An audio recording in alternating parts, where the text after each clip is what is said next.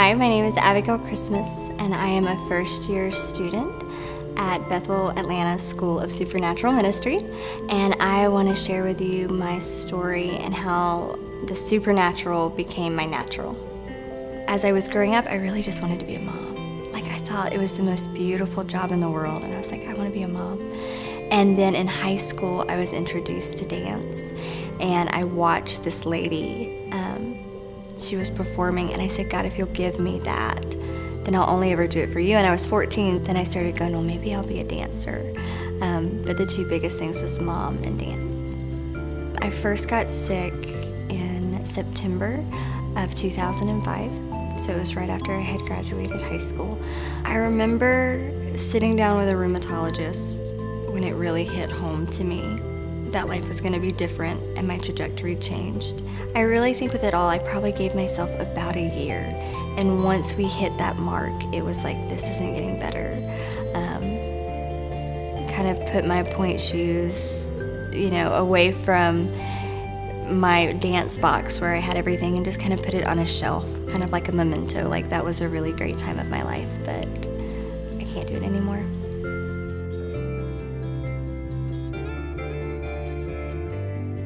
After 2 years, the first diagnosis I received was endometriosis, which just really caused a lot of pain. I had to have multiple surgeries for that. And then the heartbreaking moment to realize that endometriosis is one of the leading causes of infertility, but that it didn't relate to all these other symptoms. And so now we're not looking at one disease, which we were kind of hoping for. Now we're looking at least two. So then the second thing that they diagnosed me with, I think a year later, was that I had fibromyalgia, which is chronic widespread pain. So basically when I was having a flare, I felt like I had the flu. I would run fevers, my muscles would hurt, my muscles would cramp, my joints would hurt.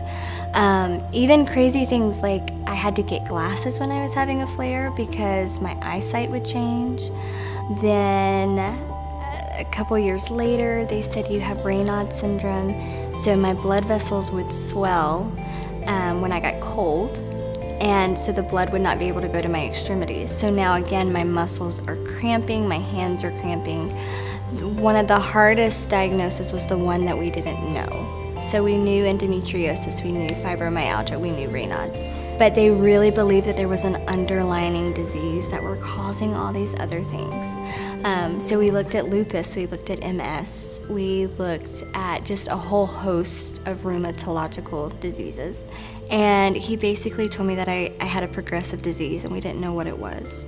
And ultimately, they were saying that this underlying disease would start to attack my major organs. Basically, my body's slowly committing suicide.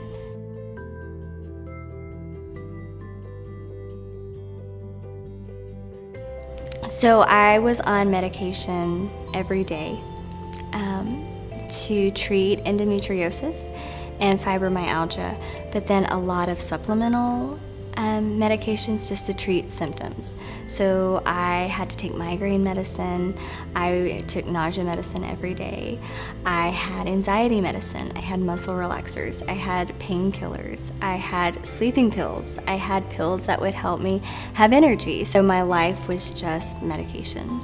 And so it was really this place of almost feeling like I was trapped in my own body, and what I wanted to do, I couldn't do. And there was no way to stop what was happening. So I really had to start going, well, now what, Lord? What do you want to do? What is the next step here? Because obviously dancing is not an option. I'm being told I'll never have my own kids.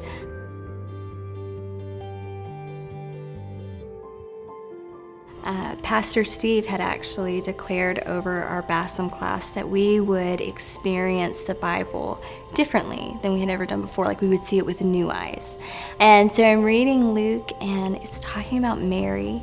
In the midst of everything going on, Mary's like, this is not possible, Lord. Like, this can't happen. But then she makes that beautiful declaration of nothing is impossible with the Lord. But as I started reading that and thinking about how cool it was, I'm kind of making that statement to myself of like, Lord, that would have been so cool to be Mary. And he just whispered to me and he was like, you are Mary. And once I had that understanding, I remember praying and just saying, like, Lord, if you never heal me, if you never take this pain away, if this is just life, I know you're giving me the grace to see me through it and strength every day to do it. And I choose you. Like, I would rather have you than healing.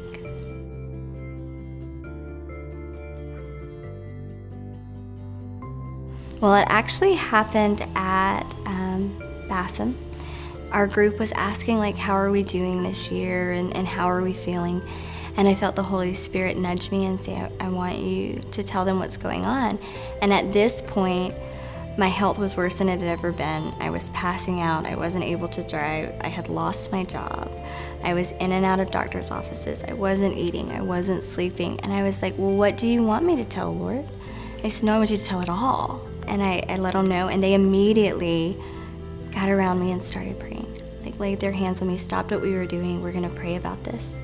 And when they finished praying, the first thing that caught my attention was I was starving.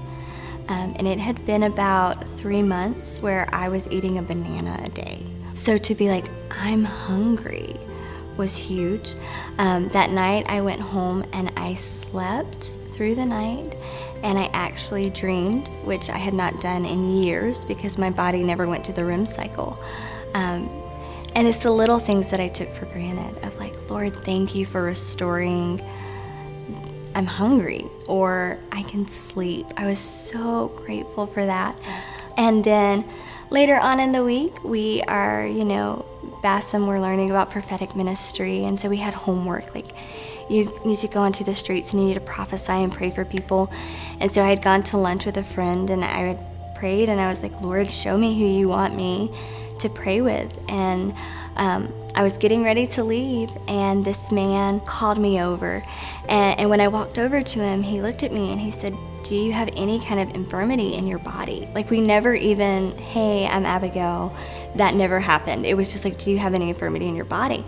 And my first thought was like, wait a minute. Like, Lord, I'm supposed to be the one giving words of knowledge and prophesying. But I looked at him and I was like, yeah. And he said, well, can I pray for you? And over the past 11 years, whenever anybody would offer to pray for me, I was kind of hesitant because I never really saw the results of that. So when he started praying, I asked the Holy Spirit, like, is it time? And then the man that was praying for me caught my attention, and I started feeling really uncomfortable. And I was really warm. And I started getting this tingly feeling, but it wasn't like a good tingly feeling. It was very like, what is going on? And I was like, I need to hurry and get home. Like, I thought I was having some sort of crazy, weird symptom. And then he finished praying. And he looked at me and he said, do something that would normally cause you to feel pain. And I was a little overwhelmed at that moment because I could feel my heart beating. And it was kind of a windy day, so I could feel the breeze. But I didn't feel anything else. And I had this disbelief of like, did that just happen? Did that really happen? So he prayed for me again, and I'm not feeling pain for the first time. I have energy, but just in my heart, I was going like, is this permanent, Lord? Like, did this really happen? So I thanked them for praying for me. I gave them a hug, and then I drove home. And for days, I would just have this fear and this lie of like, it's coming back. And so the first morning I woke up was like, okay, still no pain. And then I started doing things that like twisting different ways or running up and down stairs, things that I couldn't normally do. Like, okay, it's coming back. I know it's gonna come back. And then on Monday on my way to class, I asked the Lord, I was like, I can't do this. I can't take the disappointment of it coming back. I need permanence. I can't have temporary. And he really challenged my spirit, and he said, well, how many people have you told that I healed you? And I was like, touche, Jesus, you're right. I've not really told anybody. And so then I went to school. I told my classmates. And the funny thing is every time that lie comes to me, like, it's coming back. Like, you're going to feel pain again. Don't get comfortable. God gives me an opportunity. Like, will you share your testimony in church? Or would you please tell this group of people? Or will you come to my small group and share your testimony? And every time I do, it confirms in my spirit, like, no, this is not temporary. This is a permanent act. It's crazy that I almost don't know how to react because I forgot what it was like to not be in pain, basically. So it's almost learning to live again.